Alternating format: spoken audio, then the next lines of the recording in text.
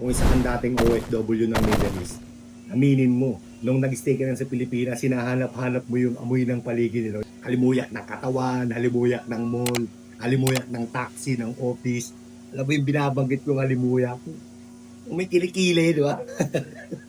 Ngayon, pag uwi mo ng Pinas, sinahanap-hanap mo eh. Pag sumasakay ka ngayon ng taxi sa Pilipinas, sinahanap mo yung amoy ng kilikili sa loob ng taxi.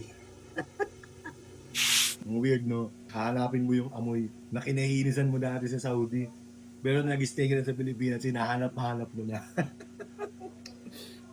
Kung talong ko sa inyo, gusto yung maalala, yung mga amoy na yon. Pero hindi yung mga kilikili ha. Alaalin ninyo yung mga amoy ng mga matan o yung mga restaurant, amoy ng mga spices ng Arabic at Indian spices. Gusto nyo ulit maalala, yung sa Kabahan Biryani. Dito, libre ang singhot, only. Yun ang promo namin. Singhutin nyo lahat ng spices. Singhutin nyo yung paligid ng dining area. O kaya welcome kayo pumasok ng kusina kung gusto nyo. Kung hindi pa sapat yung amoy ng dining, pasok kayo ng kusina. Tara, kain!